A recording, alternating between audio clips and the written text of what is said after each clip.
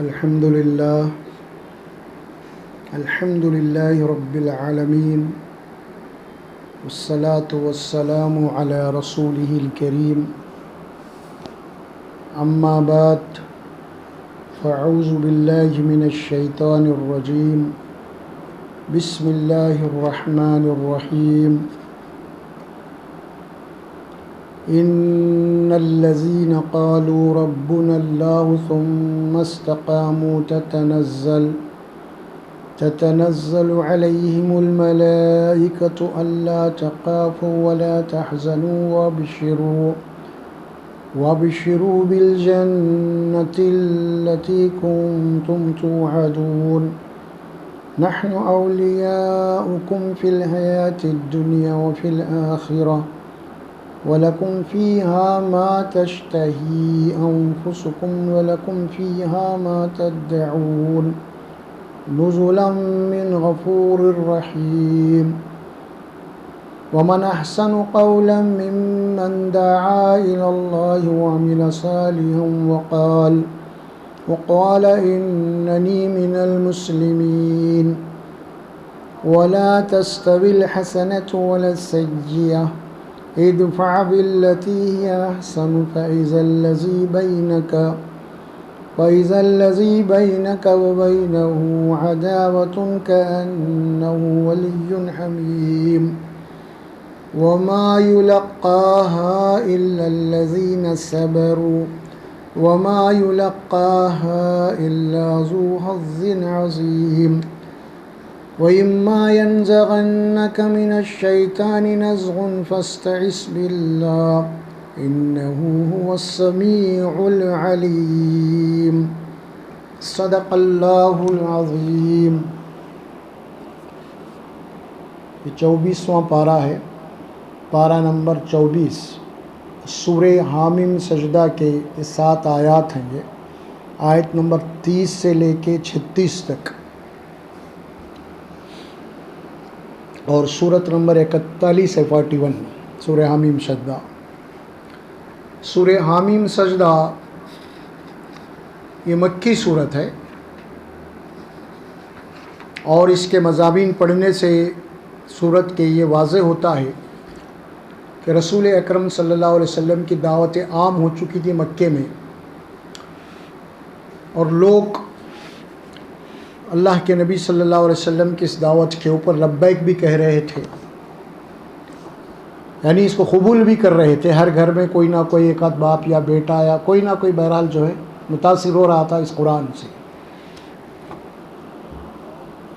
تو اب مخالفین جو ہے وہ کیسے خاموش بیٹھیں گے؟ اب جو وہاں اس زمانے کے جو چودھری اور لیڈر تھے کہ بھئی اگر یہی حال رہا تو پھر ظاہر ہے کہ ہمارا دین، ہمارا مذہب سب ختم ہو جائے گا، اور اس طرح پھر محمد صلی اللہ علیہ وسلم کی بات عام ہو جائے گی۔ تو انہوں نے رسول اکرم صلی اللہ علیہ وسلم کی دعوت کو روکنے کے لیے، دعوت کیا تھی اللہ کے نبی صلی اللہ علیہ وسلم کی؟ جو آیات آپ کے اوپر نازل ہو رہی تھی ان آیات کو آپ لوگوں تک پہنچا رہے ہیں، یہی دعوت تھی، یعنی قرآن کی دعوت، اور کوئی دوسری دعوت نہیں تھی۔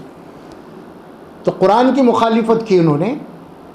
اگر آپ غور کر کے دیکھیں گے، پوری سیرت ہم پڑھیں گے رسول اللہ صلی اللہ علیہ وسلم کی، جو بھی اللہ کے نبی صلی اللہ علیہ وسلم کی مخالفت ہوئی ہے نا، اس کا وجہ اور اس کی سبب جو بنی وہ قرآن ہے۔ کیوں؟ اسی لیے رسول اکرم صلی اللہ علیہ وسلم نبوت سے پہلے، قرآن کو پیش کرنے سے پہلے، آپ کی قوم نے آپ کو امین اور صادق کا لقب دیا تھا، آپ سے بے انتہا محبت کرتے تھے اہل مکہ۔ بلکہ یہاں تک تو ہم تاریخ میں پڑھتے ہیں کہ اہل مکہ آپ کو حکم بھی مان لیے تھے وہ کعبۃ اللہ کی تعمیر کے سلسلے۔ لوگ اپنی امانتیں لا کے آپ کے پاس رکھا کرتے تھے، آپ کے پاس فیصلے کروایا کرتے تھے، یعنی آپ کو انتہا سے زیادہ قابل احترام شخصیت سمجھتے تھے اہل مکہ۔ اب رسول اکرم صلی اللہ علیہ وسلم یہی قوم جو نبی سے اتنی محبت کرنے والی ہے، تو پھر وہ نبی کی مخالفت پہ کیا اتل گئی؟ اس کی وجہ کیا تھی؟ مخالفت کیوں کیا رسول اللہ کی؟ اس کی ایک ہی وجہ ہے کہ آپ نے اللہ کے پیغام کو پہنچانا، قرآن جو نازل و قرآن کو پیش کیا، قرآن کی وجہ سے رسول اللہ صلی اللہ علیہ وسلم کی مخالفت ہوئی۔ بلکہ آپ یوں سمجھ سکتے ہیں آسانی کے لیے اس میں، گویا کہ رسول اللہ صلی اللہ علیہ وسلم کی مخالفت نہیں تھی، وہ قرآن کی مخالفت تھی۔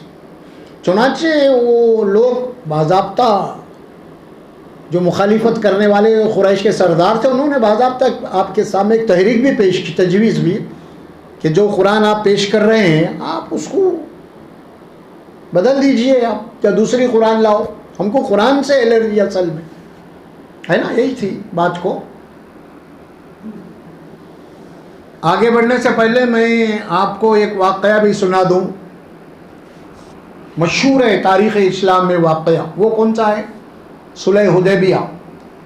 حدیبیہ ہجرت کے بعد رسول اکرم صلی اللہ علیہ وسلم ایک خواب دیکھے، مکے میں آپ جو ہے نا عمرہ کرنے جا رہے ہیں، تو بہرحال وہ صحابہ کرام کو لے کر نکلے، آپ کچھ کم 12 سے 14 کا 100 کا آتی ہے روایات میں، اتنے صحابہ آپ کے ساتھ تھے۔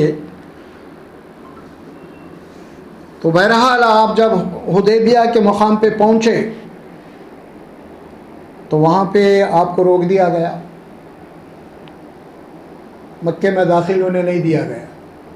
تو آپ اپنے طرف سے ایک سفیر بنا کے بھیجے گفتگو کے لیے حضرت عثمان غنی رضی اللہ تعالیٰ کو۔ وہ تفصیلات میں جانا ہے، اصل موضوع کیا ہے وہ اس کے اوپر آتا ہوں۔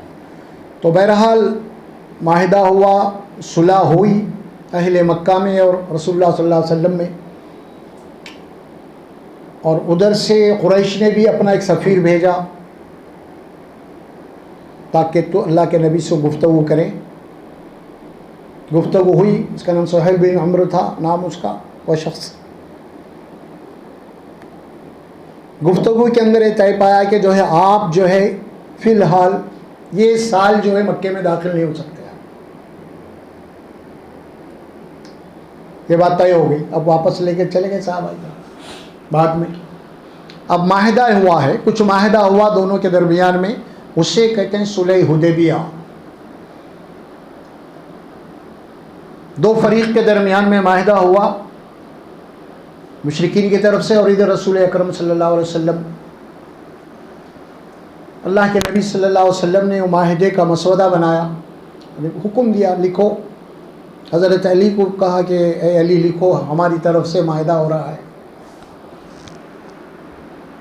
تو اس میں سب سے پہلے حضرت علی رضی اللہ تعالیٰ نے بسم اللہ الرحمن الرحیم لکھا، اسی کے اوپر ٹوک دیا اس نے، مشرکین کی طرف جو آیا تھا سفیر بن کے، اسی کے اوپر ٹوکا بسم اللہ الرحمن الرحیم۔ بولے تو یہ ہمارے پاس تو یہ طریقہ نہیں ہے لکھنے کا۔ تو ان کا جو کلچر تھا وہ کیا تھا، ہم جیسا لکھتے ہیں بسم ہی تعالی، بسم اللہ الرحمن الرحیم، بسم ہی تعالی لکھو، ان کا کلچر چلتے آ رہا تھا نا، اسی لیے۔ تو آج بھی آپ دیکھتے ہیں اکثر مسلمان غیر شعوری طور پہ بہت سارے بسم ہی تعالی لکھتے ہیں، یہ مشرکین کی اتباع ہے۔ بہت سارے لوگ لکھتے ہیں ختمے وغیرہ بسم ہی تعالی، بڑے بڑے لوگوں کو دیکھو ہم، یہ مشرکین کی تقلید ہے یہ۔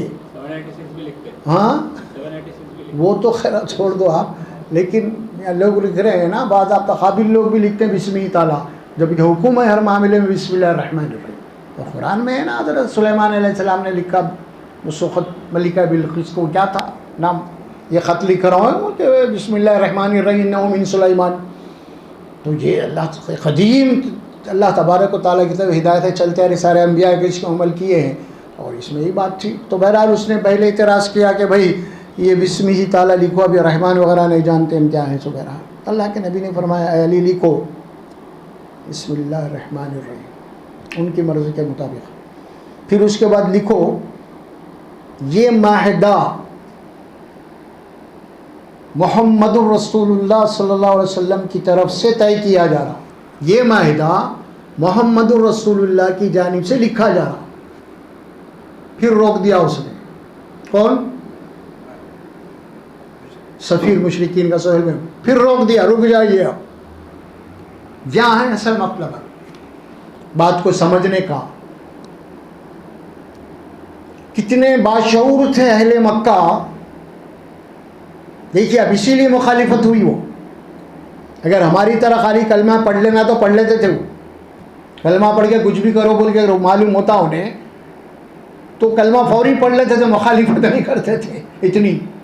ان کو یہ معلوم تھا کہ کلمہ پڑھنے کے معنی یہی کہ مکمل طور پہ اپنے آپ کو حوالے کرنا پڑے گا اللہ کے. یہ بات معلوم تھی ان کو, اسی لیے اب اس نے روک دیا کہ بسم اللہ الرحمن الرحیم کے بعد جب بات آئی یہ لکھو کہ محمد رسول اللہ صلی اللہ علیہ وسلم کی طرف سے مائدہ لکھا جا رہا ہے. اس نے روک دیا. روک کے کہا کہ بھائی ہمارا اور تمہارا جھگڑا تو رسول اللہ پہ ہی ہے نا, پھر ہم کو رسول مان لیے تو بھی جھگڑا ہی کس بات کا, اور پر ہمارے ہماری جتنی بھی مخالفت ہے رسول اللہ سے ہے. وہ اگر ہم آپ کو تسلیم کر لیے محمد رسول اللہ تو جھگڑا ہی نہیں ہے پھر. لہٰذا آپ کیا لکھو, محمد رسول اللہ نہیں, محمد بن عبداللہ لکھو. محمد بن عبداللہ سے ہم کو محبت ہے, عقیدت ہے, سب کچھ ہے. وہ ہمارے امین ہے, ہمارے صادق ہے, ہمارے امانت دار ہے, ہمارے فیصلے کرنے والے ہیں. وہ محمد بن عبداللہ. یہ محمد الرسول اللہ سے ہمارا جھگڑا ہے. جھگڑا ہمارا محمد الرسول اللہ سے ہے, محمد بن عبداللہ سے نہیں ہے. تو محمد الرسول اللہ میں کیا ہے, پیغام ہے یہ پورا قرآن کا. ہم کو اس سے نفرت ہے, اصل میں اس سے اختلاف ہے, آپ کی شخصیت سے نہیں ہے. آپ کی شخصیت تو محبت کرتے ہیں, امین اور صادق مانتے ہیں, آپ کا تقدس ہے, سب کچھ ہے ہمارے پاس, شخصیت پرستی ہمارے پاس ہے. لیکن جو تعلیم ہے نا یہ رسول اللہ میں, اس کی مخالفت ہے, وہ ہمیں منظور نہیں ہے. اس کی مخالفت ہوئی اور وہ قرآن. محمد الرسول اللہ, محمد بن عبداللہ, محمد الرسول اللہ یہ بھی ہے. اور یہ ایک آیت مبارک آپ کو آتی ہے سورہ انعام میں, وہاں پہ بھی یہ بات واضح طور پہ, اے رسول صلی اللہ علیہ وسلم یہ ظالم آپ کو نہیں جھٹلا رہے ہیں, دراصل ہماری آیات کو جھٹلا رہے ہیں. آپ سے دشمنی نہیں, ہماری آیات سے دشمنی ہے. آپ سے تو محبت کرنے والے ہیں. اگر آپ آیات بولنا چھوڑ دیں, قرآن بولنا چھوڑ دیں تو آپ کو دوست بنا لیجیے وہ لوگ, ہے نا. یہ بات آئی سورہ بنی اسرائیل میں, اگر آپ قرآن کو چھوڑ دیں تو آپ کو وہ اپنا خلیل بنانے والے ہیں, دوست بنا لیں گے لوگ. جو کچھ بھی کشمکش ہے اہل باطل کی وہ قرآن سے ہے اصل میں. تو اس زمانے میں, اس دور میں یہ صورت نازل ہوئی, سورہ حامیم سجدہ. رسول اکرم صلی اللہ علیہ وسلم کی دعوت عام ہو گئی مکے کے اندر, اور تقریباً ہر گھر میں قرآن کا پیغام پہنچ گیا. تو اس وقت اب مخالفت کیا ہوئی کہ بھائی آہستہ آہستہ محمد صلی اللہ علیہ وسلم کی تحریک جو ہے ہر گھر میں گھس گئی ہے. اب اس کو روکنا کیسے, اس بات کو کیسے روکنا ہے, اس قرآن کی تحریک کو کیسے روکنا ہے. انہوں نے باضابطہ اس میں ایک میٹنگ بلا کے پورے ان کے جو سردار تھے قریش, جس میں ابو جہل, ابو لہب, یہ آگے تھے سب سے, قریش کے سردار, اور سب بیٹھ کے کریں گے کیا اب ہم. تو انہوں نے کہا کہ دیکھو بھائی, یہ محمد صلی اللہ علیہ وسلم جہاں بھی جو بھی قافلہ آتا ہے باہر کعبۃ اللہ کی زیارت کے لیے, عمرے کے لیے, اور محمد جا کے وہاں پہ ان لوگوں کو قرآن سناتے ہیں. تو اب ہم محمد صلی اللہ علیہ وسلم کا پیچھا کریں گے, اور جہاں محمد صلی اللہ علیہ وسلم جا کے قرآن سنائیں گے تو وہاں پہ جا کے ہم جو ہے اپنا بھی کام کریں گے. تو انہوں نے ایک ٹیم بنائی تھی, اور اس ٹیم کے اندر وہ قصیدے پڑھنے والے, اور خاص طور پہ وہ شعراء, اور وہ کچھ خواتین تھے ناچنے گانے والیاں, سمجھ میں آ رہا. ان کے ایک باضابطہ بنا کے ٹیم, جہاں رسول اللہ جاتے, ابو جہل ابو لہب جاتا وہاں پہ, اور وہ جو ہے وہاں پہ کیا کرتے, قرآن کے مقابلے میں اپنے قصیدے, اپنے قصے, اپنے باپ دادا کے قصے, اپنے باپ دادا کے کارنامے قرآن کے مقابلے وہ سنایا کرتے تھے. یہ بات کچھ قرآن میں آئی, اسی صورت میں ہے وہ بھی, کیا کرتے تھے قرآن کے مقابلے میں. تو وہ آئی بات, وقال الذين كفروا لا تسمعوا لهذا القرآن والغوا فيه لعلكم تغلبون. اب دیکھیں کہ بھائی کافر کہا, کون کافر, وقال الذين كفروا. اب کفروں سے مراد کون لوگ ہیں وہاں پہ, جو قرآن کو نہیں ماننے والے تھے. تو انہوں نے تحریک چلائی, کیا تحریک چلائی, وقال الذين كفروا لا تسمعوا لهذا القرآن, کہ تم اس قرآن کو مت سنو, قرآن کو مت سنو. قرآن سننے سے روک دیا انہوں نے لوگوں کو، تحریک چلائی قرآن کے خلاف ایک پوری. اور بات کہاں تک پہنچی پھر اس کے بعد؟ لا تسمعوا لہذا القرآن، اللہ تعالیٰ اس کا مقصد بھی بتا رہے ہیں. پھر وہ کیا ہے؟ لا تسمعوا لہذا القرآن والغوا. محمد صلی اللہ علیہ وسلم جہاں بھی جا کے قرآن سنا رہے نا، وہ پہ شور کرو، تم لوگ شور مچاؤ، گڑبڑ کرو، قصیدے پڑھو، گانے گاؤ، سمجھ میں آ رہا ہے، قوالیاں گاؤ، ڈھولک بجاؤ، یہی کام کرو قرآن کے مقابلے میں. کیوں؟ لعلکم تغلبون، تاکہ تمہاری آواز کے مقابلے میں قرآن کی آواز دب جائے. یہ ہے غلبہ ہو جائے تمہارا، قرآن کا نہیں ہونا غلبہ. غلبہ تو تمہارے قصے کہانیوں کا ہونا ہے، تمہارے قصائد کا ہونا ہے، تمہارے شعراء کا، شاعروں کا ہونا ہے، باپ دادا کا ہونا ہے غلبہ، قرآن کا نہیں ہونا. یہ تحریک جس وقت قرآن نازل ہو رہا تھا اس وقت سے تحریک چل رہی ہے، اور آج تک یہ چلے گی، قیامت تک یہ تحریک چلی ہے. اللہ کی یہ سنت ہے کہ جب حق بات واضح ہوتی ہے تو حق کے مقابلے میں باطل آ کے ٹھہرے جاتا ہے، اور پھر باطل کا اور حق کا باضابطہ مقابلہ ہوتا ہے، کشمکش ہوتی ہے، اور باطل کا جواب قرآن دیتا ہے برابر، لاجیکلی طور پہ دیتا ہے. ایسا نہیں لڑائی جھگڑے کی بات نہیں، عقلی استدلال کرتا ہے قرآن، کبھی بھی لاجک سے گفتگو کرتا ہے. اور اللہ فرماتے ہیں کہ ہم حق بات کو باطل کی بات پہ ایسی ضرب لگاتے ہیں کہ پھر وہ سر اٹھانے کے قابل نہیں ہوتا. سورہ انبیاء میں اللہ فرماتے ہیں بل نقذف بالباطل بل نقذف علی الباطل، فرمایا کہ ہم باطل کے اوپر ایسی ضرب لگاتے ہیں کہ پھر وہ باطل کا دماغ پاش پاش ہوتا ہے، فیضا ہم ذائقون، کہ پھر وہ سر اٹھانے یعنی لاجواب ہو جاتا ہے. اب اس کے مقابلے میں ظاہر ہے کہ قصے، یہ کہانیاں، یہ چیزیں آتی ہیں. وقال الذین کفروا لا تسمعوا لهذا القرآن والغوا فیہ لعلکم تغلبون. یہ بات کہی آپ پڑھ لے سکتے ہیں قرآن میں، سورہ آیت نمبر 26 ہے، یہ سورہ حامیم سجدہ کی ہے. اللہ تعالیٰ ان کو ریفر بھی کیا، اس کو کوڈ بھی کیا ہے کہ قرآن کے مقابلے میں وہ لوگ کیا کرتے تھے، یہ بات بھی بتائی. تو بہرحال اب رسول اکرم صلی اللہ علیہ وسلم کی دعوت کے سامنے بہت ساری مخالفتیں آ گئی، اور جو لوگ ایمان لا رہے تھے ان کو بہت ستایا گیا، ان کے اوپر بہت سارے تکالیف آئے، مصیبتیں آئے، مالی مشکلات بھی آئے اور جسمانی مشکلات بھی آئے. اور پھر معاملہ یہاں تک آیا کہ معاشرے سے ان کا بائیکاٹ بھی کر دیا گیا، خاندان قبیلے سے ان کو کاٹ دیا بھی گیا، ان کی رشتہ داری ختم کر دی گئی جناب علی. اور یہاں تک بات آئی کہ ان کو مکے کے شہر سے بھی جناب علی بائیکاٹ کر کے، شعیب ابی طالب بول کے ایک وادی ہے، مطلب 2 پہاڑیوں کے گھاٹی ہے، اس میں ان کو پناہ لینا پڑا جتنے بھی ایمان لوگ لائے تھے. اتنی مخالفت ہوئی، اتنی مخالفت ہوئی محض قرآن کی تعلیم کی وجہ سے.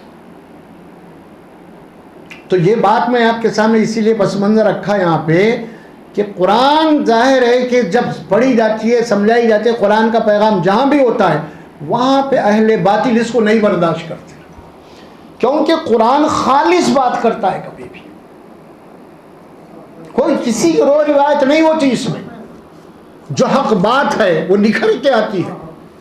اور اس کے اندر بڑے بڑے صدمے آ جاتے ہیں قرآن کے، جن کے بڑے بڑے چلتے ہیں نا، تحریکیں چلتی ہیں، بڑے بڑے ان کی شخصیت پرست ہوتی ہے، اتنے بڑے فلاں فلاں. اور ظاہر ہے کہ جب قرآن کھول کے جب بیان کیا جاتا ہے تو وہ شخصیتیں جو معاشرے کے اندر مقدس بن جاتی ہیں وہ صدمے آتے ہیں قرآن کے. اور وہ جب صدمے آتے ہیں تو پھر ان کے فالوور جو ہے نا، پھر وہ خاموش نہیں بیٹھتے، پھر وہ مخالفت پہ آ جاتے ہیں. یہ تو شروع سے معاملہ رہا ہے اور آج بھی ہے بالکلیہ طور پہ. آج بھی ہم کو خیر غیر قوم تو غیر قوم ہے، چلو خود اپنے قرآن کے اوپر ایمان رکھنے والے ان لوگوں کے بہت سارے اس قسم کے افکار سنیں گے آپ کہ بڑے ہی پیارے انداز میں یہ بات کہتے ہیں کہ قرآن بہت عظیم کتاب ہے، خون بڑا فلاں کتاب ہے، ہر آدمی قرآن کو نہیں سمجھ سکتا. اس قسم کی باتیں کر کے وہ جناب لوگوں کو قرآن سے دور کر دیتے ہیں، اور یہ سب کہتے ہیں کہ بھائی قرآن ہر کوئی نہیں سمجھ سکتا، ہم سمجھائیں گے قرآن کو، ہم سمجھتے ہیں. اور یہ بات اللہ سبحانہ و تعالیٰ قرآن میں کلیئر کر کے بتا دیا ہے کہ ہدی للناس ہے، یہ تمام انسانوں کے لیے ہدایت کی کتاب ہے. یہ کوئی مخصوص گروہ کے لیے نہیں ہے کتاب، یہ کہ علماء کے طبقے کے لیے نہیں ہے. یہ اسلام کے اندر کوئی ایسا معاملہ ہے ہی نہیں کہ جناب یہ کوئی مخصوص طور پہ جناب علی جیسے برہمن ہے، جیسے پنڈت ہے، جیسے فادر ہے، ایسا کچھ بھی نہیں ہے معاملہ. ہر انسان کے لیے قرآن ہدایت کی کتاب ہے. اور واضح کر دیا قرآن کو، سب سے پہلے قرآن کو نازل کیا گیا انسانوں کی ہدایت اور نصیحت کے لیے، اور اللہ سبحانہ و تعالیٰ ایک نہیں 4 مرتبہ ریپیٹ کر کے فرما سورہ قمر میں وَلَقَدْ يَسَّرْنَا الْقُرْآنَ لِلذِّكْرِ فَهَلْ مِن مُدَّكِّرٍ. سن لیجئے اس کو بات کو، ایک ہی سورہ، چھوٹی سی سورۃ سورہ قمر 4 مرتبہ یہ آیت مبارک آئی ہے وَلَقَدْ يَسَّرْنَا الْقُرْآنَ لِلذِّكْرِ فَهَلْ مِن مُدَّكِّرٍ. ہم نے یقیناً قرآن کو نصیحت کے لیے آسان کیا ہے. اس کے لیے نصیحت کے لیے. اگر آپ قرآن سے نصیحت حاصل کرنا چاہتے ہیں، قرآن سے ہدایت لینا چاہتے ہیں، قرآن سے آپ پرہیزگار بننا چاہتے ہیں، تو قرآن سے زیادہ آسان کوئی کتاب نہیں ہے. نہیں، اگر آپ کوئی بہت بڑے علامہ بننا چاہتے ہیں، بہت بڑے مفتی بننا چاہتے ہیں، یا بہت بڑے فلاں بننا چاہتے ہیں، تو اس کے لیے علوم ہے آپ کے لیے، اس کے لیے محنت کرنا. ہر لائن میں جتنے ایکسپرٹ ہوتی ہے نا، اسی لیے. لیکن نارملی طور پہ اللہ فرماتے ہیں کہ یہ کتاب ہدایت کے معاملے میں، نصیحت کے معاملے میں ایک انگوٹھا چھاپ، یہ گنوار، اور دنیا کا سب سے بڑا اگر کوئی تعلیم یافتہ بھی آدمی ہے، ایک انگوٹھا چھاپ بھی ہے، گنوار بھی ہے، تو قرآن کا مخاطب جو نا ہدایت اور نصیحت کے معاملے دونوں برابر کے. ایسا نہیں ہے معاملہ کہ انہیں زیادہ سمجھ گئے نہ کم سمجھے گا، ایسا نہیں ہے معاملہ. کیونکہ تمام انسانوں کے لیے ہدایت کی جو بات بتا دی گئی ہے، تو اس کو یہاں پہ واضح طور پہ کر دیا گیا ہے کہ قرآن سے زیادہ آسان اور کوئی کتاب نہیں ہے. اچھا، آپ غور فرمائیے. اب آپ اللہ جس کتاب کو آسان کر دے، کیا بھائی، اللہ جس کتاب کے متعلق اعلان ہو جائے کہ وہ کتاب بہت آسان ہے، تو کیا آپ وہ اس کو مشکل بنا سکتا ہے؟ اگر اللہ یہ کہہ دے کہ قرآن مشکل ہے تو اس کو کوئی آسان نہیں بنا سکتا. اللہ کا ارشاد اپنی کتاب کے متعلق آیا کہ قرآن آسان ہے ہر ایک کے لیے.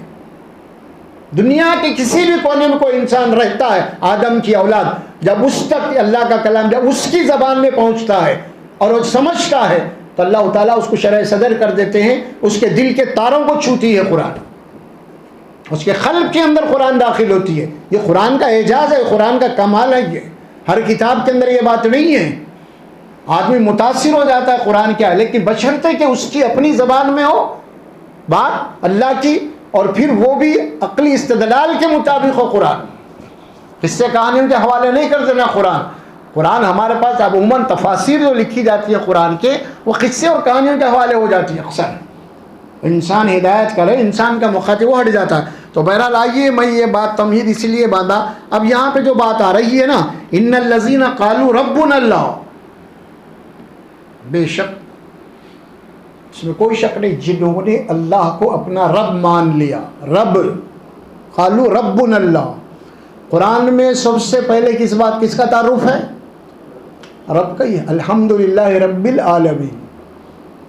گویا کہ آپ اگر غور کر کے دیکھیں گے تو قرآن پوری پڑھیں گے تو پوری قرآن دراصل اللہ کے رب کی تشریح ہے. رب کیا ہے، اس کی ربوبیت کیا ہے، وہ سمجھا رہا قرآن پورا، ہے نا. ان الذین قالوا ربنا اللہ، ایک ہے اللہ، ایک ہے رب، دو ہے نام اللہ کے. اب یہاں پہ آ رہے ہیں نا، بے شک جنہوں نے اللہ کو اپنا رب مان لیا. کیا معنی ہوتے ہیں اس کے؟ اب آپ غور کر کے دیکھیں، مشرکین عرب جتنے بھی تھے نا، اللہ کو اللہ ہی مانتے تھے. وہ لوگ کوئی دوسرا نہیں تھا اللہ کے لیے ان کے نام، اللہ کو اللہ ہی مانتے تھے. لیکن اللہ کو ماننے کے بعد، اس کے بعد اللہ کے متعلق ان کے جو اعتقادات تھے، یعنی اس کائنات کی جو ربوبیت ہے، پوری جو کائنات کا نظام چل رہا ہے، ان کا عقیدہ اس معاملے میں یہ تھا کہ اس کائنات کے نظام میں اللہ کے شریک ہیں، اللہ کی مدد کر رہے ہیں، ان کے سپورٹر ہے سمجھو، یا ان کے مشیر ہے. یہ ان کا اصل تصور تھا. یہ جس طرح حکومت ہوتی ہے، جس طرح حکومت کی جناب علی کی حکومت کا کوئی صدر ہوتا ہے یا وزیر اعظم ہوتا ہے، اس کی کیبنٹ ہوتی ہے، اس کے منسٹر ہوتے ہیں، جس طرح حکومت چلاتے ہیں منسٹر، اسی طرح جیسے بادشاہ ہے، بادشاہ کے وزراء ہوتے ہیں، جس طرح حکومت چلاتے ہیں. اللہ کے متعلق اللہ کو تو بادشاہ مانتے تھے، وہ لوگ اللہ کو اللہ مانتے تھے، لیکن عقیدہ کیا تھا؟ یہ حکومت جو چلائی جا رہی ہے، اللہ کے بھی وزراء ہیں، اس کے بھی کیبنٹ ہے. یہ عقیدہ تھا ان کا. اللہ تعالیٰ فرمائے کہ لا الہ الا اللہ، اللہ کے سوا کوئی الہ نہیں ہے. تو اب وہ رب وہی ہے. ان الذین قالوا ربنا اللہ ثم استقاموا، بلا شبہ جنہوں نے اللہ کو اپنا رب مان لیا، اللہ ہی کو اپنا رب مان لیا. مطلب کیا ہے؟ رب پرورش کرنے والا، پالنے والا ہے نا، یہ ساری باتیں آتی ہیں نا. ہر چھوٹی اور بڑی ضرورتوں کو پورا کرنے والا، ہر مخلوق کی پکار کو سننے والا، ہر مخلوق کی حاجات کو پورا کرنے والا، وہ کون ہے؟ اللہ ہے. وہ رب ہے. ربنا اللہ، اللہ ہی ہمارا رب ہے، اللہ ہی ہمارا کارساز ہے، اللہ ہی ہمارا حاجت روا ہے، اللہ ہی ہمارا مشکل کشا ہے، اللہ ہی ہمارے دعاؤں کا قبول کرنے والا ہے، اللہ ہی ہم کو مشکلات سے نکالنے والا ہے. یہ کہتے ہیں یہ سب رب کے صفات ہیں. قالوا ربنا اللہ. تو ہم اللہ کو رب مان لیے، مان لینے کے بعد ثم استقاموا، پھر اس کے اوپر قائم ہو گئے. اصل بات اب یہ ہے، اصل چیز کیا ہے؟ اللہ کو رب ماننے کے بعد اس پہ قائم ہو جانا ہے، قائم اور دائم، ہمیشہ ہمیشہ. یہ اصل ہے. ہم تو جیسے کہ موروثی مسلمان ہیں، ہم تو جناب علی کو تو پیدائشی طور پر مسلمان ہیں، وہی نہیں ہے. لیکن یہاں پہ جو بات آئی ہے نا، اللہ کو اپنا رب مان کے اس کے اوپر قائم ہو جانا، یعنی ایک بات کہ اللہ تبارک و تعالیٰ میں کیوں پیدا کیا ہے؟ امتحان کے لیے پیدا کیا ہے. ایک بات ذہن میں رکھ لیجیے، سب سے پہلے اسلام کو سمجھنا ہے. سب سے پہلے آپ کو یہ تجزیہ کرنا پڑے گا کہ ہم کو پیدا کیوں کیا گیا ہے. اس کے بغیر اسلام نہیں سمجھ میں آئے گا. یہ سمجھانا پڑے گا. اللہ تبارک و تعالیٰ کا ایک منصوبہ ہے، کریشن، اس کو پلان جسے کہتے ہیں. کیوں پیدا کیا اللہ نے؟ اللہ پیدا کرنے کا پورا قرآن میں بتایا کہ ہم اسی لیے پیدا کر رہے ہیں کہ ہم تمہارا امتحان لینا چاہتے ہیں. یہ جنت کی مخلوق ہے انسان، اس کو جنت میں بھیجنا ہے اسے. تو اب ظاہر ہے کہ جنت میں جانے کے لیے اللہ تبارک و تعالیٰ زمین میں ہمیں بھیج کے کچھ اختیار دے کے، کچھ جناب علی اس کی نعمتوں سے نواز کے اللہ تبارک و تعالیٰ ہمارا امتحان لے رہے ہیں. ہر انسان کا امتحان ہے. اب وہ اس امتحان کے اندر کہاں تک قائم ہے، وہ کتنا قائم ہے، وہ یہ سمجھنا بے حد ضروری ہے. سب سے پہلے یہ طے کر لیں کہ ہمیں پیدا کیوں کیا گیا ہے، مقصد کیا اللہ کا ہم کو پیدا کرنے کا. وہی ہے خلق الموت والحیات لیبلوکم ایکم احسن عملا. یہ موت اور یہ زندگی کی جو کشمکش ہے انسان کو پیدا کرتے ہیں، اس کے بعد موت آتی ہے کہ برابر علی وہ پھر کیا ہے، زندگی کا مقصد کیا ہے؟ اس لیے تمہارے امتحان کے لیے پیدا کیا گیا. امتحان اللہ تعالیٰ کئی طریقے سے لیتے ہیں، ایگزام کئی طریقے سے لیتے ہیں. ایک اس کے دو موٹے موٹے زندگی کے دو حصے جو ہے نا، وہ کیا ہے؟ ایک تو آدمی کو مالی حالات سے تنگ ہو جاتا ہے، آدمی ہے نا، مفلس ہوتا ہے، تنگ ہو جاتا ہے، ہاتھ تنگ ہو جاتا ہے اس کا. دوسرا ہوتا ہے کہ آدمی کو اللہ تعالیٰ مالی کے اعتبار سے اس کو کشادہ کر دیتے ہیں، نوازتے رہتے ہیں اس کو. یہ دو ایگزام امتحان ہیں. اور یہ دو امتحانوں کے اندر سب سے زیادہ جو کڑا امتحان ہے وہ امتحان ہے جو اللہ تعالیٰ کسی کے اوپر دنیا کی نعمتیں کھول دے، ہر نعمت اس کو نواز دے. یہ امتحان بڑا سخت ہے اس کے لیے.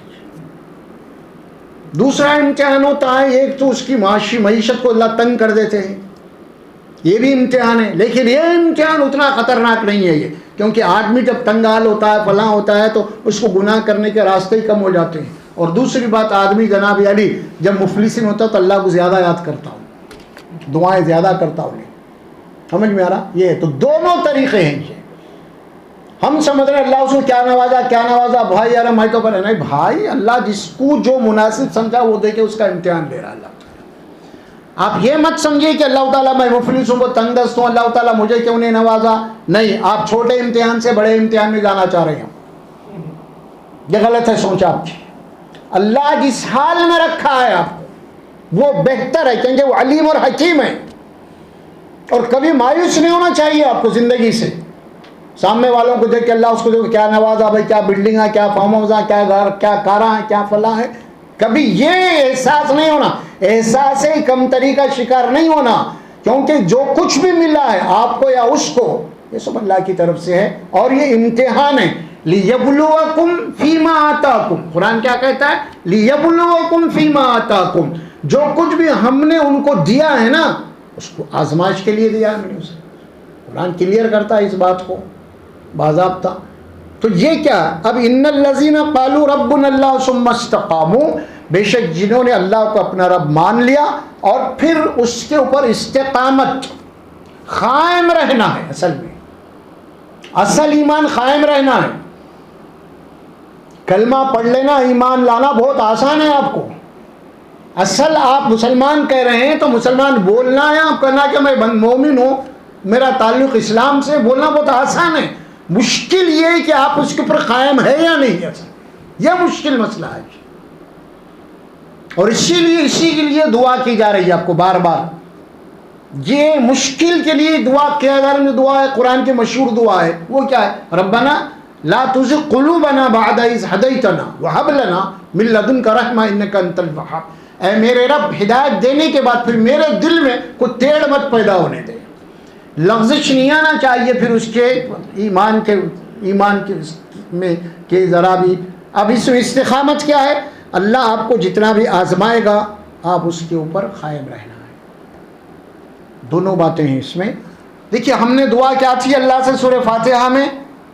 اہدنا الصراط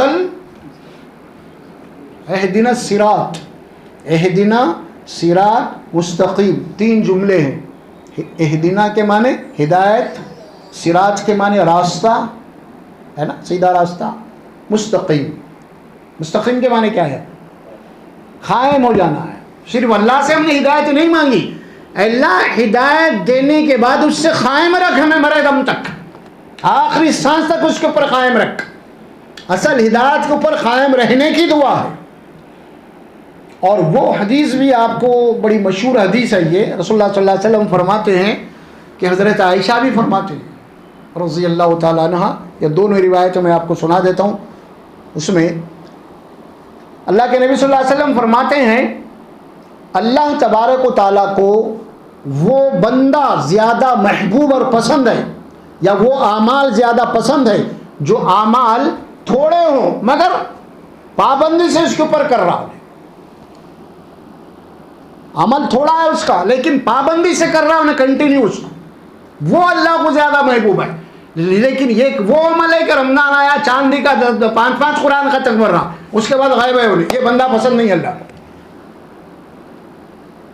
چلا کیا بول رہے ہیں؟ عمل تھوڑا ہو لیکن وہ کنٹینیو ہو, پابندی سے ہو, تو وہ ایسا بندہ اللہ کو پسند ہے. ایسے لوگ پسند نہیں ہیں کہ کچھ وقت آ گیا اس کے اندر بہت کر لیے وہ لوگ, جناب علی بہت پڑھ لیے, قرآن پڑھ لیے, فلاں کر لیے فلاں, اس کے بعد غائب ہو گئے, دکھ رہے چھ نکاح. تو ایسے بندے اللہ کو پسند نہیں ہیں. جذبات میں آ کے کچھ کر لیے, جذبات میں آ کے جناب علی 5 بکرے لا کے کاٹ رہے ہیں, قربانیاں دے رہے ہیں, یہ سب کیا ہے؟ جذبات میں آ کے چلے جا رہے ہیں کہ اللہ دے دیا, عمرے پہ عمرہ کر رہے ہیں, پھر اس کے بعد اسلام سے آپ کا تعلق نہیں ہے. تو ایسے اسلام کی نہ تو تربیت ہے اور نہ ایسے بندے اللہ کو پسند ہیں. دوسری حضرت عائشہ رضی اللہ تعالیٰ عنہ فرماتی ہیں کہ رسول اکرم صلی اللہ علیہ وسلم کے پاس کے سامنے جب کوئی 2 امور ہوتے اور دونوں میں بھی وہ حلال طریقہ ہوتا عمل کے لیے, عمل کرنا ہے, تو اب اس میں دونوں میں سے وہ 2 عمل کرنا ہے آپ کو, تو آپ وہ راستہ اختیار کرتے جس کے اندر آسانی زیادہ ہے, مشکل نہیں, مشکل والا راستہ نہیں. اسلام آپ کو مشکل میں نہیں ڈالنا چاہتا. ہم قرآن پڑھے سورہ روزوں کے متعلق احکامات, اس میں کیا دیا اللہ تعالیٰ؟ یرید اللہ بکم اليسر ولا یرید بکم العسر. اللہ تعالیٰ جو احکامات تمہیں دے رہے ہیں اس سے اللہ تمہارے زندگی میں سہولت پیدا کرنا چاہتے ہیں. کوئی تنگی اور دشواری کا معاملہ اللہ نہیں چاہتے, اللہ نہیں پسند کرتا. تو اللہ سبحانہ و تعالیٰ فرمائے کہ استقامت اصل چیز ہے. ثم استقاموا, استقامت پابندی, سمجھ میں آ رہا؟ یہ نہیں کہ ایک آدمی ہے نمازوں پہ نمازیں پڑھ رہا, فلاں سب ہو رہا ہے, اس کے بعد اس کی کوئی نمازیں ہی غائب ہو جا رہی, کبھی کوئی جگنے کی رات آ گئے ڈپ پڑھ رہا رات کے اندر جانا, اس کے بعد دوسرے دن دکھ رہا ہی نہیں ہو, سمجھ میں آ رہا؟ تو یہ اللہ کو پسند نہیں ہے معاملہ. جو احکامات آپ کو ریگولر دیے گئے ہیں اور ان کے اوپر کنٹینیوشن آپ کام کرتے چلے جائیے, آپ عمل کرتے چلے جائیے, وہ اللہ کے دربار میں قابل قبول بھی ہے, وہ پسند بھی ہے اور پسندیدہ عمل بھی ہے اللہ اس کے رسول کا ہے صلی اللہ علیہ وسلم. تو بہرحال ان الذین قالوا ربنا اللہ ثم استقاموا, استقامت اصل چیز ہے, قائم ہونا اس کے اوپر. یعنی مطلب یہ کہ کتنے ہی مصیبت کیوں نہ آ جائے آپ کے اوپر, آپ دین اللہ اس کے رسول کے تعلیمات کو نہیں چھوڑ سکتے, آپ اسلام کو نہیں قربان کر سکتے, آپ اپنے ہر چیز کو قربان کریں گے.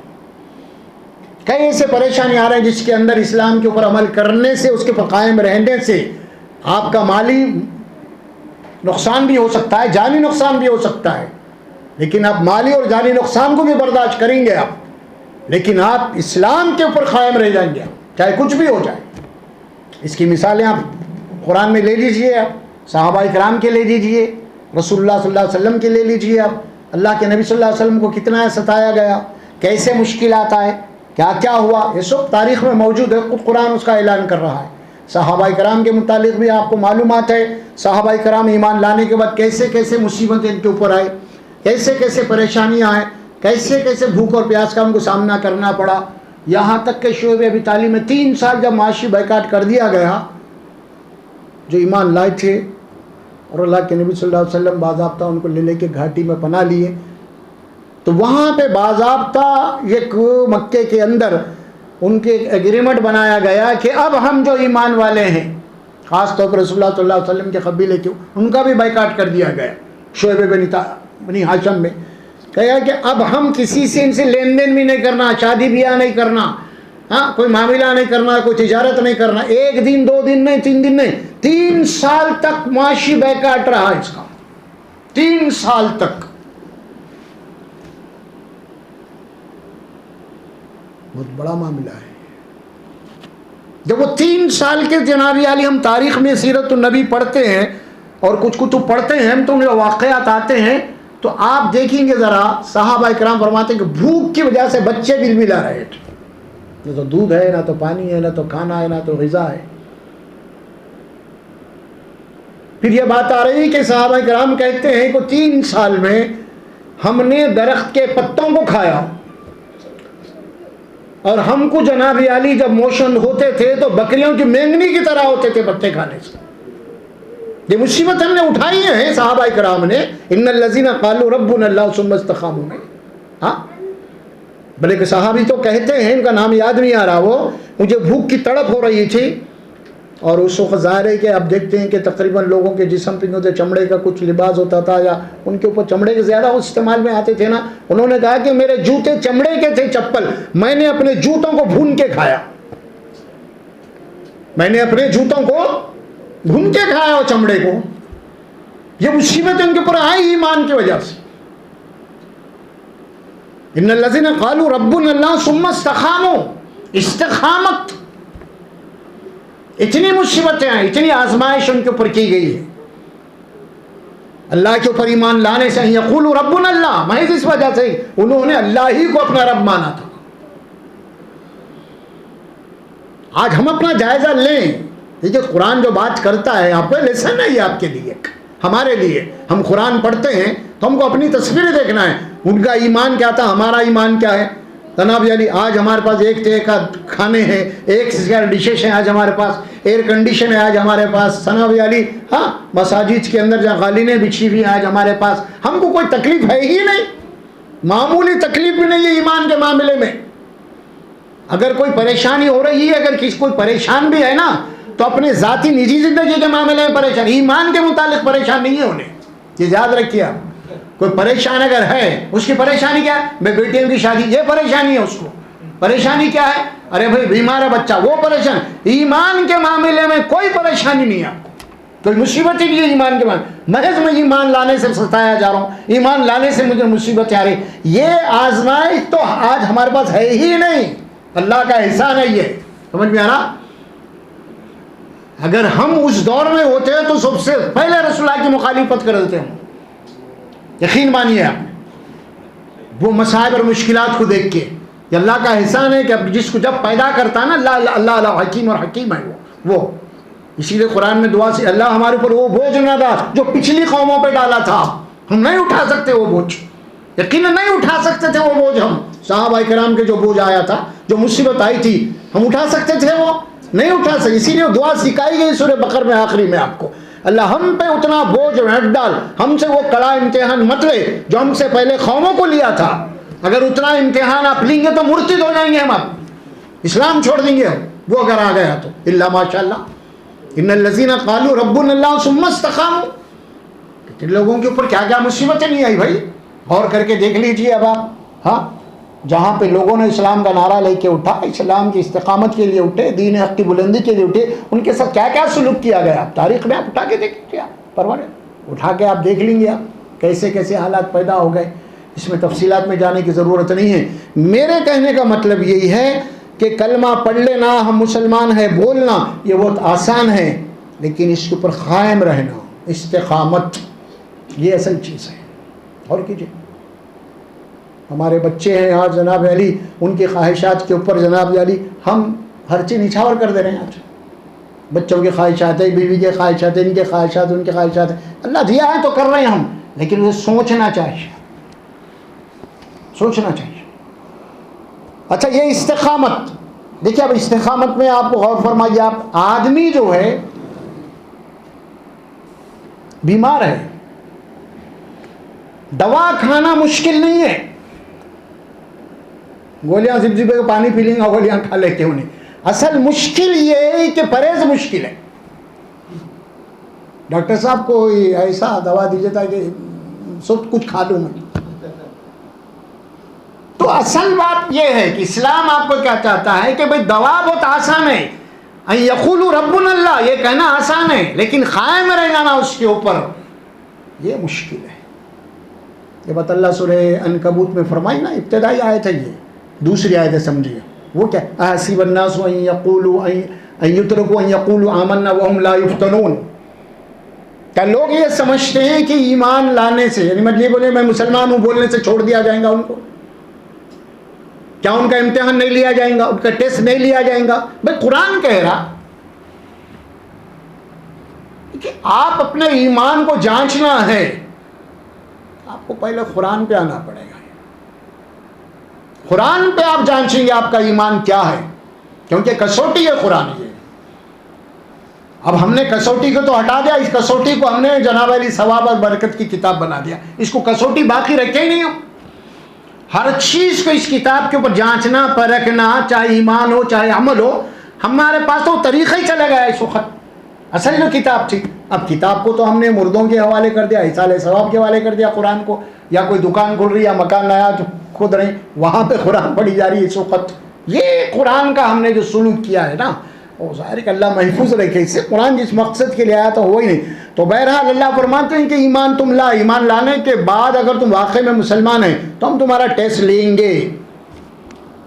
بغیر ٹیسٹ کے تم جنت میں نہیں جا سکتے، بغیر ٹیسٹ کے تم پاس نہیں ہو سکتے. یہ اللہ بول رہے ہیں قرآن میں. اب جو آیت مبارکہ پڑھا بھائی، قرآن میں بہت ساری آیت ہیں. یہ آیت جو پڑھا سورہ عنکبوت کی ہے، دوسری آیت، پہلے تو حروف میں مقطعات ہیں، وہ الف لام میم. احسب الناس ان یقولوا ان یترکوا ان یقولوا آمنا وهم لا یفتنون.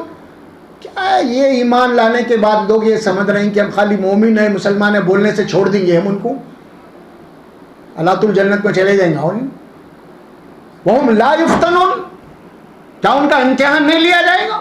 کیا ان کا ٹیسٹ نہیں لیا جائے گا؟ کیا انہیں جانچا اور پرکھا نہیں جائے گا؟ نہیں. وَلَقَدْ فَتَنَّ الَّذِينَ مِنْ قَبْلِهِمْ. اللہ فرماتا نہیں، تم سے پہلے جتنی امتیں گزر چکی ہیں نا، تم تو آخری امت ہیں. جتنے بھی نبی آئے، جتنے بھی ان کے امتیں تھے جو بھی ایمان لائے، اسلام میں داخل ہوئے، تو ہماری سنت یہ رہی ہے، ہم نے ان کو آزمایا، ان کا امتحان لیا، جانچا، ان کے پرکھا انہوں نے. اور کیا اللہ تعالیٰ رزلٹ، نتیجہ کیا دے رہے ہیں؟ وَلَقَدْ فَتَنَّ الَّذِينَ مِنْ قَبْلِهِمْ وَلَيَعْلَمَنَّ الَّذِينَ صَدَقُوا وَلَيَعْلَمَنَّ الْكَاذِبِينَ. وَلَيَعْلَمَنَّ الَّذِينَ صَدَقُوا وَلَيَعْلَمَنَّ الْكَاذِبِينَ. صدقوا، تاکہ ہم یہ معلوم کر لیں، یہ ڈکلیئر کر دیں کہ یہ ایمان میں یہ لوگ سچے ہیں، اور یہ ہم ڈکلیئر کر دیں کہ یہ جھوٹے ہیں ایمان کے اندر، خالی دعویٰ ہے ان کا. ہم قرآن کو تو سمجھے نا پہلے کہ قرآن کیا کہتا ہے، کیا راستہ آپ کو بتا رہا ہے. میں ایمان کا دعویٰ کر رہا ہوں تو آخر میرے ایمان میں کتنی سچائی ہے، کتنا کھوٹ ہے، تو قرآن آپ کو بتائے گا، ہے نا. آج کل ہمارے پاس اب میڈیکل سائنس نکلی ہے نا، فزیکل طور پہ آپ کے اندر کیا کیا بیماریاں ڈائگنوسٹ کر کے جناب یعنی لیبورٹری میں جانے کے بعد آپ جب خون دیں گے آپ اپنا، وہ رپورٹ آنے کے بعد پتہ چلے گا آپ کا کہ آپ کے اندر اس خون کے اندر کیا بیماریاں ہیں آخر، ہے نا. وہ رپورٹ ٹیسٹ دینا پڑے گا بھائی. دیکھو آپ ٹیسٹ کے لیے جا رہے ہیں وہاں پہ. آپ اللہ فرماتے ہیں کہ تم ایمان والے ہیں تو تمہارا ٹیسٹ لیا جائے گا. اور تم کو سمجھانے کے پچھلی قوموں کے واقعات اللہ کتاب میں بیان کر دیا. ہم نے ان قوموں کا ٹیسٹ لیا تھا اور یہی ان کے اندر بیماریاں تھیں. اب تم اپنا جائزہ لو, تمہارے اندر کیا ہے عقل؟ کیا واقعی میں اسلام کی اہمیت ہے؟ اسلام تمہاری سب سے پہلے ترجیح ہے؟ اسلام فرنٹ لائن پہ ہے یا سیکنڈ لائن پہ ہے تمہاری زندگی میں؟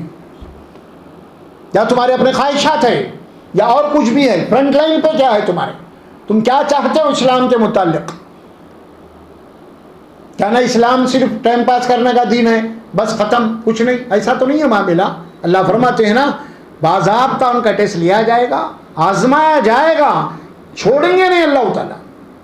سوال ہی نہیں ہے, پیدا کرنے کا مقصد ہی وہی بتایا اللہ سبحانہ و تعالیٰ ہے نا باضابطہ. فرمایا کہ قالوا ربنا اللہ ثم استقاموا تتنزل علیہم الملائکہ. اب یہ ٹیسٹ کہاں تک چلے گا؟ ہو سکتا ہے کہ اللہ تبارک و تعالیٰ جان اور مال کا آپ سے مطالبہ کر دے, آپ کے مال کے معاملے میں ہو جائے, نقصان ہو جائے.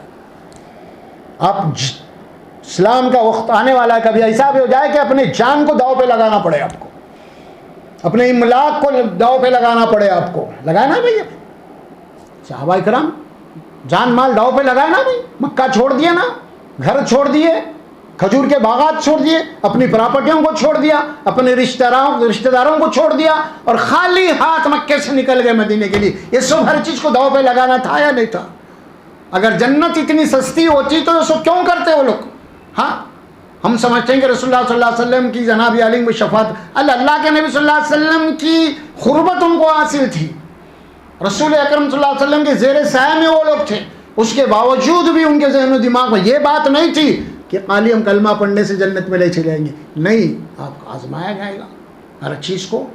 اب ظاہر ہے کہ جب جان مال کی بھی آ جائے گی بازی تو اس وقت اگر آپ پیچھے ہٹ رہی تو پھر ظاہر ہے کہ نہیں, پھر ایمان آپ کے پاس عزیز نہیں ہے. تو یہاں جو بات فرمائی ہے نا, اب جب آخری مرحلہ آئے گا آپ کے امتحان کا, یوں سمجھ لیجیے کبھی ایسا ہو رہا ہے کہ آپ کی جان کی بھی بازی لگانے کا وقت آ گیا. آزمائش میں آپ کو اتنا ستایا گیا کہ وہ مصیبتوں کے اندر آپ کی جان بھی جا رہی ہے تو اللہ فرماتے تتنزل علیہم الملائکہ. اب یہ دیکھ لیے کیا خوشخبری ہے, تتنزل علیہم الملائکہ. تو ہم آخری وقت جب آتا ہے ایمان والوں کی آزمائش کا اور اس کے بعد یہ دنیا اب ان کو چھوڑنا ہے نا, تو اللہ تعالیٰ فرماتے ہیں کہ اس وقت ہم فرشتوں کو بھیجتے ہیں ان کی استقبال کے لیے. آخری وقت ہوتا ہے, وہ دنیا چھوڑتے ہیں, آخری وقت فرشتے آتے ہیں اللہ کی طرف. اللہ تعالیٰ بھیجتا ہے انہیں کہ جاؤ اور جا کے یہ خوشخبری ہے بشارت دو انہیں. کون سی خوشخبری, کون سی بشارت؟ اللہ تخافوا ولا تحزنوا, کوئی خوف کوئی غم نہیں ہے, اب سب ختم تمہارا, دنیا چھوڑ رہے ہیں. اس کے بعد وَبَشِّرُوا بِالْجَنَّةِ الَّتِي كُنْتُمْ تُوعَدُونَ, انہیں جنت کی بشارت دے دو. جو وعدہ تم سے کیا گیا تھا جنت کا وہ پورا ہو چکا ہے, تم جنت کے حقدار بن چکے ہو. اب تمہیں وہاں جانے کے بعد کوئی خوف ہے نہ کوئی غم ہے. بغیر خوف کی زندگی, بغیر رنج کی زندگی, وہ زندگی تمہیں ملنے والی ہے. دنیا میں جس کو جو کچھ بھی ملا ہے, کسی کو دولت ملی ہے, کسی کو اقتدار ملا ہے, کسی کو طاقت و قوت ملی ہے, ہاں کوئی بادشاہ ہے, کوئی حاکم ہے, جس کو جو کچھ بھی ملا ہے, جو کچھ بھی ملا ہے جسے, تو میرے الفاظ کو غور سے سنیے آپ, ہر چیز کے ساتھ اس کو خطرہ ہے. جو بھی جس کو ملا اس کو خطرہ ہے, ہر چیز کے ساتھ خطرہ لگا ہوا ہے. آپ کو حکومت ملی, آپ کا تختہ کب پلٹ دیتے نہیں معلوم, خطرہ. آپ کو دولت ملی, آپ کی دولت کب ہاتھ سے نکل جائے, خطرہ, کوئی گارنٹی نہیں. آپ صحت مند ہے پورا, کب بیماری آتی ہے آپ کو پتہ, خطرہ. ہر چیز کو خطرہ, ہر چیز کا خطرہ ہے. یہ مت بولیے کہ آج میں یہ ہوں, نہیں, کچھ بھی ہو سکتا کل آپ کے ساتھ. اور پھر یہ بات ایسی نہیں ہے, ہم دیکھ رہے ہیں تجربے کے طور پہ, جو تخت و تاج پہ تھے وہ لوگ سولی پہ چلا دیے گئے. جو کل کے نواب تھے جناب علی آج فقیر بن کے بیٹھے ہوئے ہیں, ہے نا. جو کل تک جن کو دعویٰ تھا اپنی صحت اپنی طاقت پہ, جناب علی دواخانوں کے بیڈوں کے اوپر ہے آج. کئی ہر چیز کو آپ یہ مت سمجھے میں فلاں ہوں نہیں, آپ تعلیم یافتہ اعلیٰ سے اعلیٰ ڈگری اب حاصل کی ہے، وہاں بھی آپ کے لیے خطرہ ہے۔ کیا خطرہ ہے؟ آپ کی ڈگری اسی وقت کام میں آ سکتی ہے، آپ کی صحت صحیح رہتی۔ کیا بھائی، آپ کی صحت خراب ہو گئی، یہ ڈگری آپ کی کس کی کام کی ہے؟ آپ کا پڑھنا لکھنا کس کام کا ہے؟ کچھ بھی نہیں۔ تو خطرہ یعنی یہاں پہ جو بھی انسان کو نعمت ملی ہے، ہر نعمت کے ساتھ خطرہ ہے۔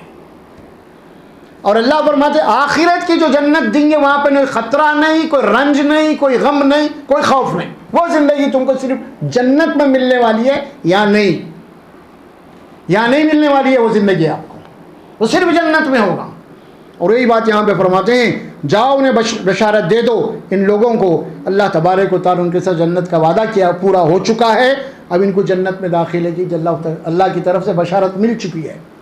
یہ کتنی بڑی نعمت ہوگی جب فرشتے آئیں گے، آخری وقت ہوگا اور اللہ کے ایسے بندے جنہوں نے دنیا کے اندر استقامت رہا دین کے اوپر، اور وہ بندے جب آئیں گے اور آنے کے بعد اس کو یہ بشارت دیں گے کہ تمہیں جنت کی بشارت اللہ دے چکا ہے، تو کتنا جناب علی تصور کر سکتے ہیں؟ تصور کر سکتے ہیں آپ کہ کیا موقع ہوگا وہ؟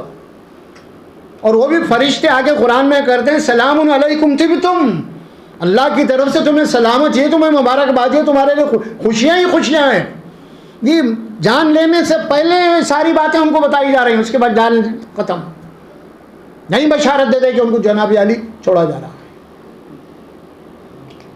اصل چیز یہی ہے فرمایا۔ اور پھر جنت کیا ہے اس کا تذکرہ آگے چلا کر دیا گیا۔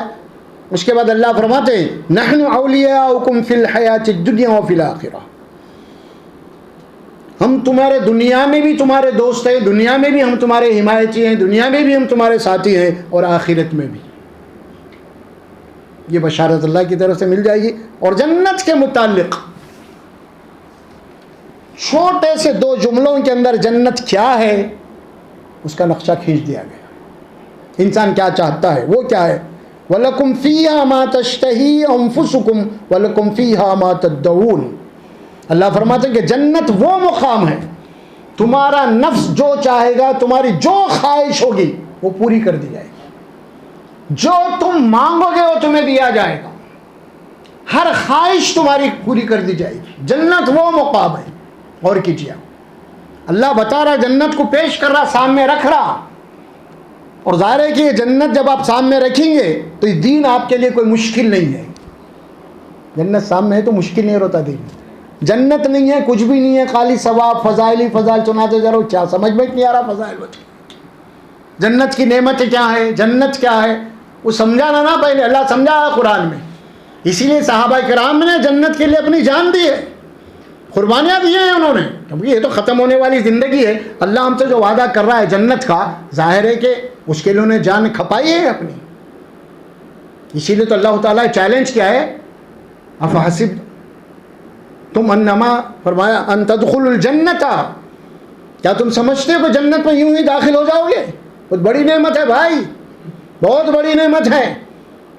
کوئی رنج نہیں، کوئی غم نہیں، کوئی بیماری نہیں، کوئی بڑھاپا نہیں، اور سب سے بڑی بات تو یہ ہے لا یذوقون الموت الا الموتۃ الاولی، پھر موت نہیں آپ کو۔ وہ زندگی ہے کہیں دنیا میں؟ ہے کوئی زندگی دنیا میں ایسی؟ ابھی بتایا بھائی ہر چیز ملی تو اس کے ساتھ خطرہ ہے، لیکن وہاں پہ اللہ فرماتے ہیں موت بھی نہیں، چلو ہمیشہ جوان، ہمیشہ سدا بہار، ہمیشہ خوش اور خرم، کوئی نعمت کو زوال نہیں ہے نا، یہ ساری چیزیں ہیں۔ اور یہاں وہی بات فرماؤ لکم فیہا ما تشتہی انفسکم ولکم فیہا ما تدعون، تمہارا نفس جو چاہے گا تمہیں ملے گا، جو تم مانگو گے دیا جائے گا۔ اور پھر اللہ فرماتے ہیں اس کے بعد آگے چل کے کہ دوسرے مقامات قرآن میں کئی آیتیں ہیں کہ خالدین فیہا ابدا، ہمیشہ ہمیشہ رہنا ہے، ٹیمپروری زندگی نہیں ہے، 100 سال کی نہیں ہے، سمجھ میں آ رہا، ہمیشہ ہمیشہ کی زندگی ہے۔ آیت نمبر 32۔ اب ایک سب سے بڑی بشارت آپ کو یہاں پہ دی جا رہی ہے، سب سے بڑی بشارت وہ کیا ہے؟ نزلا من غفور الرحیم، اس سے بڑی بشارت اور کوئی نہیں ہو سکتی۔ وہ کیا ہے؟ جتنے بھی جنت میں جانے والے ہیں اللہ فرماتے ہیں کہ وہ رحمان کے مہمان رہیں گے اور رحمان ان کا میزبان رہیں گے۔ آپ کس کے مہمان بننے والے ہیں؟ نزلا من غفور الرحیم، جو غفور ہے، جو غفار ہے، جو رحیم ہے، اس کے مہمان تم بنیں گے اور وہ تمہاری میزبانی کرے گا۔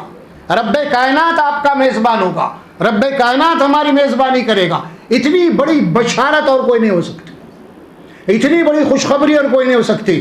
ایک انسان جو گندے پانی سے پیدا ہوا ہے، اس کی حقیقت ہی نہیں ہے، کچھ کوئی قیمت نہیں ہے، یہ اللہ کا فضل، اس کا احسان ہے کہ اور وہ اپنا مہمان بنا رہا ہمیں۔ کیا حقیقت ہے ہماری بتائیے آپ؟ مر گئے تو سڑ جاتے، گندی بو آتی، حقیقت ہے کوئی؟ بتائیے۔ اپنے جم کو فوری نکال دیتے، فوری نکالو اس کو، جلا لے جاؤ، غسل جو گاڑو دفنا بولتے ہیں ہم، کیوں کہ زیادہ دیر ہو گئے تو بو آتی۔ اس انسان کو اللہ تعالیٰ اپنا رہا ہے اور کہہ رہا ہے کہ تم میرے مہمان بننے والے ہو، میں تمہاری میزبانی کروں گا۔ اور جو رحمان کا مہمان بن گیا، اس سے بڑی کامیابی اور کوئی ہو سکتی ہے؟ فوز العظیم، فوز الکبیر، فوز المبین بولا اسی لیے اللہ تعالیٰ۔ سب سے بڑی کامیابی وہ ہے جنت میں داخلے کی، سب سے بڑی کامیابی جنت میں داخل، سب سے کھلی ہوئی کامیابی یہ ہے کہ آپ کو جنت مل جائے۔ یہی مقصد ہے زندگی اصل میں، اسی کو حاصل کرنے کے لیے اللہ ہم کو دنیا میں بھیجا ہے اور پروگرام بنائے کہ امتحان کا، اس میں کامیاب ہونا ہے، اور کچھ بھی نہیں ہے اس میں۔ اسلام کیا ہے؟ اسلام کے معنی کیا ہے اصل میں؟ کیا ہے اسلام؟ کچھ بھی نہیں ہے۔ دو ہی جملوں میں اللہ کے نبی صلی اللہ علیہ وسلم فرما دیے، جو تم اپنے لیے پسند کرتے ہو دوسروں کے لیے وہی پسند کرو، یہ اسلام ہے، ختم بخاص۔ دو ہی جملے ہیں بھائی، جو تم اپنے لیے پسند کرتے ہو نا وہ دوسرے انسانوں کے لیے پسند کرو، یہ اسلام کی تعلیمات کا نچوڑ ہے دو جملوں کے اندر۔ اب میں کیا آپ کیا پسند کریں گے؟ آپ یہی پسند کریں گے بھائی لوگ میرے کو گالی نہ دیں، لوگ میرے کو دھوکہ نہ دیں، ہے نا، لوگ میری عزت نہ نکالیں، لوگ میرا احترام کریں، لوگ میرے ساتھ اخلاق سے پیش آئیں، تو آپ بھی وہی کرو۔ یہ اسلام ہے، یہ اسلام، اور کچھ بھی نہیں۔ اسلام زیادہ بہت نہیں ہے، تلوار سے تیز، بال سے باریک جو لوگ بولتے ہیں نا ویسا نہیں ہے۔ اللہ کے نبی فرماتا ہے دین یسرن، دین بہت آسانی کا نام ہے، مشکل نہیں، ہم نے مشکل بنا دیا ہے اس کو، ہے نا۔ تو یہ آیتیں اللہ تعالیٰ سبحانہ وتعالیٰ فرمانا نزولا من غفور الرحیم، اور یہ میزبان ہوگا ہمارا وہ غفور الرحیم، جو غفور ہے اور جو رحیم ہے، رحم کرنے والا ہے۔ یہ اللہ کی طرف سے یہ آیات ہیں، آپ کے سامنے پڑھی گئی، اور دو آیاتوں کی تشریح ہوئی اس میں بھی، کہ آیت نمبر 30، 31، 32، تین آیات پڑھی گئی اس میں۔ یہ جنت کے متعلق ہے۔ اصل بات کیا؟ استقامت ہے، استقامت ہے، صبر۔ وہ اگلی آیات ہیں نا، انشاءاللہ ہم آگے کریں گے اس کو، اس کا تکمیل کریں گے اس کو انشاءاللہ تبارک و تعالیٰ۔ ومن احسن قولا ممن دعا۔ چلیے وقت ہو چکا ہے۔ بارک اللہ لی ولکم فی القرآن العظیم ونفعنا وإیاکم بالآیات والذکر الحکیم، وقولوا قولی ھذا استغفر اللہ لی ولکم ولسائر المسلمین برحمتک یا ارحم الراحمین۔